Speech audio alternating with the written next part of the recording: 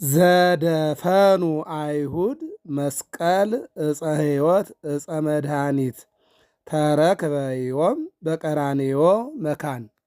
አይሁድ የቀበሩት የጌታ መስቀል ተገኘ። በስመ አብ ወወልድ ወመንፈስ ቅዱስ አሐዱ አምላክ አሜን። በዓለም ላይ የምትኖሩ ኦርቶዶክሳውያን እግዚአብሔር ልጆች ሰላም እግዚአብሔር ይብዛላችሁ። ለ2018 ዓመተ ምህረት ለበዓለ መስቀሉ እንኳን አደረሰን አደረሳችሁ። በየሆስፒታሉ በየጸበሉ መዳንን ፈልገው ለሚታገሉ ይህ መስቀል ይህ በዓል የሰላምና የጤና የመዳን በዓል ያደርግላቸው ይሁንላቸው።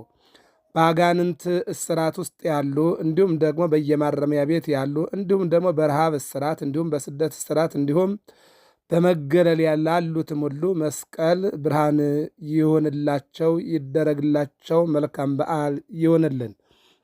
ቅዱስ ያሬድ እንዲህ ይለናል። ዮም መስቀል አስተራየ። አስተራየ ማለት ታየ፣ አሳየ ማለት ነው። ታየ ወይም ብርሃኑን አሳየ ወይም ደግሞ መውጣቱን አሳየ ወይም ደግሞ መድኃኒትነቱን ብርሃንነቱን መመኪያነቱን አሳየ።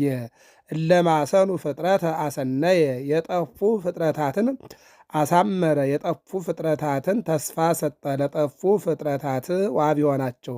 እለማሰኑ ፍጥረተ አሰነየ። በኃጢአት ይልቁንም ደግሞ በአምልኮ ጣዖት የጠፉ ሰዎችን ወደ እግዚአብሔር አመጣ። ዮም መስቀል ተኬነወ። ዛሬ መስቀል ጥበበኛ ሆነ። ዮም መስቀል ተኬነወ። ዛሬ መስቀል አምላኩን አወቀ። በመስቀል ላይም አምላክ ተሰቀለ። የተቀበረው መስቀልም ወጥቶ ዓለምን አዳነ። ወዘተፄወወ ሕዝበ በደሙ ቤዘወ። የተማረኩ ሕዝቦችን በደሙ አዳነ፣ ቤዛ ሆነ፣ በደሙ አዳነ። ወዘተፄወወ ሕዝበ 5500 ዘመን በዲያብሎስ ቁራኝነት በጨለማ ውስጥ ይኖሩ የነበሩ ነፍሳትን በመስቀል ላይ ተሰቅሎ አዳናቸው፣ ፈወሳቸው፣ ወደ ቀደመ ርስታቸው መለሳቸው። ወዘተፄወወ ሕዝበ በደሙ ቤዘወ። በማወቅም ባለማወቅም በርቀትም በቅርበትም ያሉ ሕዝቦቹን በሞቱ በስቅላቱ በስጋውን ቆርሶ ደሙን አፍሶ አዳናቸው፣ ይልቁንም ቤዛ ሆናቸው ይለናል። ዕፀ መስቀሉ ለወልድ የጌታችን የኢየሱስ ክርስቶስ ዕፀ መስቀል ተረክበ ዮም ዛሬ ተገኘ። በቀራንዮ መካን እሌኒ እነሆ በጎልጎታ ተቀብሮ አገኘችው፣ አወጣችው። ይልቁንም ደግሞ ዕፀ መስቀሉ ለወልድ ተረክበ ዮም በቀራንዮ መካን ቢል ዓለምን ሊያድን የወደደው የፈቀደው መስቀል በቀራንዮ ላይ ተተከለ። በቀራንዮ ተተክለ መድኃኒት መስቀል ተተከለ። በተተከለው መስቀል ላይም ተሰቀለ። የተሰቀለው አምላክም ስጋውን ቆርሶ ደሙን አፍሶ ዓለሙን አዳነ። ዘደፈኑ አይሁድ መስቀል ዕፀ ሕይወት ዕፀ መድኃኒት ዕፀ ሕይወት ሕይወትን የሚያሰጥ ዕፀ መድኃኒት የሚያድን የጌታ መስቀል ተረክበ ዮም ዛሬ በጎልጎታ ተገኘ። ዛሬ እሌኒ ንግሥት አወጣችው ይለናል። ቅዱስ ያሬድ ነው ይህን የሚናገረው። ቅዱስ ያሬድ አባታችን ስለ መስቀሉ ሰፊ ሽፋን ሰጥቶታልና ይህንን ነው የሚናገረው። እንወግኦሙ ለኩሎሙ ጸርነ ወበስምከ ነሐስሮሙ ለእለ ቆሙ ላዕሌነ የሚለውን እንግዲህ ልበ አምላክ ዳዊትም ቅዱስ ያሬድም በአንተ ጠላቶቻችን እንዋጋቸዋለን፣ በስምህ በላያችን የቆሙትን እናዋርዳቸዋለን። በቀስቴ የምታመን አይደለሁምና ሰይፌም አያድነኝምና አንተ ግን ከጠላቶቻችን ወይም ከጠላታችን አዳንከን፣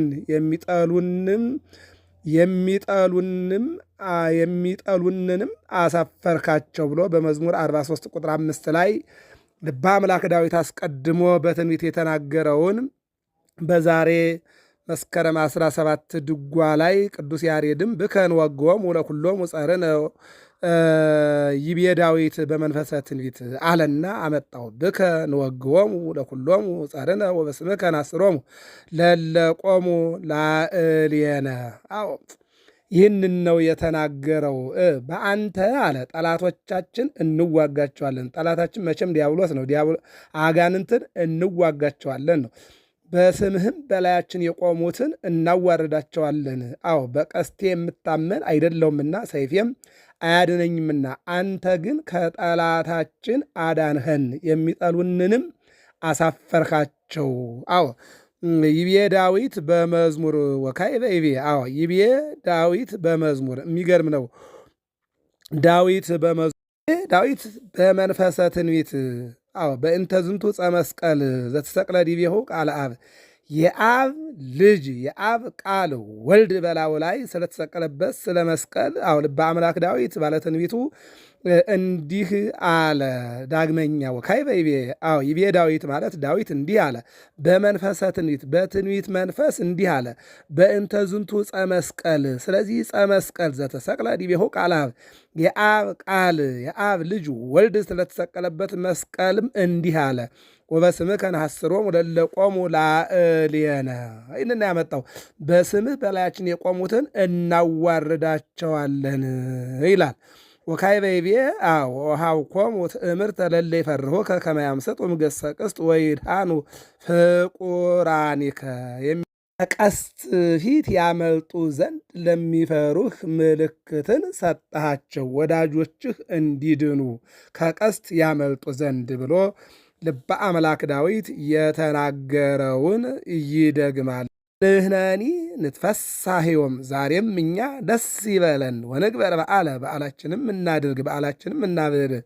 በዛቲ ዕለት በዓለ እግዚእነ፣ በጌታችን በመድኃኒታችን በኢየሱስ ክርስቶስ ከ18ቱ በዓላት 9 አበይት በዓላት 9 ንዑሳት በዓላት አሉና ከጌታችን ከኢየሱስ ክርስቶስ በዓላት አንዱ በሆነው በዚህ በመስቀል በዓል አንድም የመስቀልን በዓል እናክብር ብለህ እሰር ነው የሚለው። እንግዲህ እኛም የጌታችን የመድኃኒታችን የኢየሱስ ክርስቶስን በዓል በሰላም በጤና በፍቅር በትሕትና በአንድነት እናክብር ይለናል። መስቀል ዕፀ በለስ፣ ቀዳማዊ አዳም እጁን ዘርግቶ የበላው ዕፀ በለስ ለብዙዎች ሕይወት ጥፋት ምክንያት ሲሆን የዳግማዊ አዳም ክርስቶስ እጅ የተዘረጋበት መስቀል ግን ለብዙዎች ሕይወት መጠለያ ጥላ ሆኗል። ስለዚህ መስቀል በእንጨት የጠፋውን ሕይወት ለማደስ ለዘላለም ሕይወት የበቀለ የሕይወት እንጨት በመሆኑ የእጽዋት ንጉሥ በመባል ይታወቃል ይለናል ቅዱስ ያሬድ።